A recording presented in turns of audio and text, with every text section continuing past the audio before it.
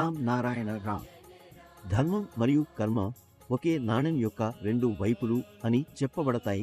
చాలా మంది చెప్తున్నారు మన కర్మే మన ధర్మం అని. అలాగే మరికొంతమంది చెప్తున్నారు ధర్మం రక్షించడం మాత్రమే అత్యంత పెద్ద కర్మ అని. మన మహాగురు బాలక్ బ్రహ్మచారి జీ ఈ విషయంపై ఏమి చెప్తున్నారు? వారి దృష్టికోణంలో ఈ రోజు మనం ధర్మం మరియు కర్మం అంటే ఏమిటి అన్నదాన్ని అర్థం చేసుకునే ప్రయత్నం చేద్దాం. ప్రాచీన కాలంలో ప్రతి ఒక్కరూ కర్మే మన ధర్మం అని చెప్తుంటారు. మీరు ఏదైనా ధార్మిక గ్రంథాన్ని తెరవాలని చెప్తే ఆ గ్రంథంలో ఇదే ఉల్లేఖనముంటుంది. మన మహాగురు బాలక్ బ్రహ్మచారి జీ చెబుతున్నారు కర్మ ఒక వ్యక్తి చేయడం లేదు, కానీ కర్మ మనం జీవించడానికి ఇక్కడ పంపిన సృష్టి ద్వారా జరుగుతుంది. ఆ సృష్టి మనం పుట్టిన ఆకాశం మరియు ప్రకృతిని సూచిస్తుంది. మనం ఈ ఆకాశం మరియు ప్రకృతుల నుండి వచ్చాం. మనిషికి ఉన్న ప్రతి విషయము ఆకాశం మరియు ప్రకృతి యొక్క అనుగ్రహం. ఆకాశం, భూమి, నీరు, గాలి మరియు శక్తి, ఈ 5 భూతాల ద్వారా అన్ని వస్తువులు ఏర్పడతాయి. ఇవి లేకపోతే మనం శ్వాస తీసుకోగలమా? మనం జీవించగలమా? అందువల్ల కర్మ ఈ 5 మూలభూతాల ద్వారా జరుగుతుంది. మనిషి కేవలం ఆలోచించడమే చేయడం, తత్వాలపై నడవడం మాత్రమే. ధ్యానం ఒక రకమైన శబ్దశక్తి. ఇది మన శరీరంలో ఉన్న 50,000 కోట్ల ఆత్మలకు శక్తిని అందిస్తుంది. దీనివల్ల మన శరీరానికి బలం వస్తుంది, జీవితం వస్తుంది, ఆలోచించటానికి, అర్థం చేసుకోవడానికి శక్తి పెరుగుతుంది. ఇప్పుడు చాలా మంది ఈ శబ్దశక్తి ఎక్కడి నుండి వస్తుంది అని అడగాలని అనుకుంటారు. ఈ శబ్దశక్తి ప్రకృతి నుండి వస్తుంది. అందుకే ప్రకృతి, సృష్టి మరియు ఆకాశం, బ్రహ్మాండం ఇవే మనకు జీవితం ఇస్తాయి.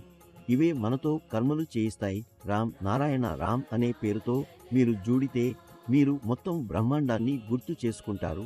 ఈ బీజ మంత్రంలో మొత్తం బ్రహ్మాండం అంగీకరించబడింది. ఈ రోజు సమాజం చాలా ముందుకు పోయింది.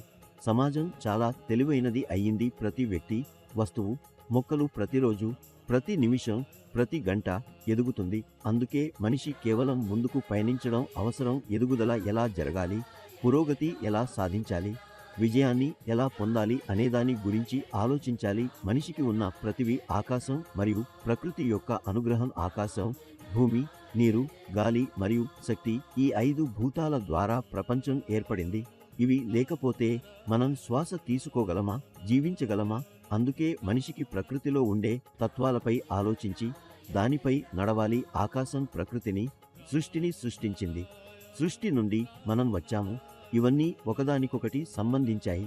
ఇవి మనకు శక్తిని ఇస్తాయి. మన చైతన్యం ప్రేరేపితమవుతుంది. మన మేధస్సు తయారవుతుంది. మనిషి చేసే ఏదైనా పని సరికొత్తదో తప్పుదో అని మన మేధస్సు చెబుతుంది. అందుకే ఈ విర్త వస్తువులలో మన సమయం వృధా చేయకండి. ఒకరిని మరొకరు కింద చూపించకండి. అధికారం స్థాపించకండి. ఆకాశపు నియమాలతో నడవండి. ప్రకృతిలో ఉన్న తత్వాల ప్రకారం నడవండి. రామ్ నారాయణ రామ్తో కలిసి ఉంచండి. మీ జీవితం శుభ్రమైపోతుంది. మీరు సానుకూల ఆలోచనలు చేసేవారు అవుతారు. మీరు జీవితంలో సరైన నిర్ణయాలను తీసుకోగలుగుతారు. మేము అందరం ఈ అనంత బ్రహ్మాండం, గెలాక్సీలో ఉన్న విశ్వ కుటుంబం, బ్రహ్మాండం నుండి పుట్టిన వారమే. ఎన్నో గ్రహాలు, నక్షత్రాలు, జీవులు, మొక్కలు, జంతువులు, అణువులు, అన్ని పదార్థాలు ఇక్కడ జీవించి ఉన్నవి.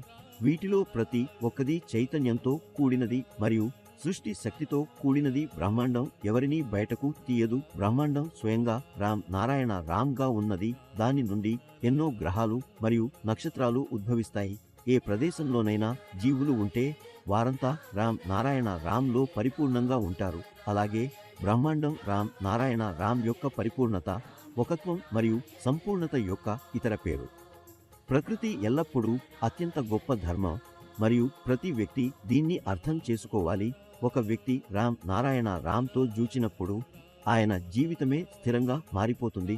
రామ్ నారాయణ రామ్ ద్వారా ప్రజలకు ఎప్పుడూ ఒకే విధంగా నేర్పబడుతుంది. ఎప్పుడూ మీ ఆలోచనలను సానుకూలంగా ఉంచండి.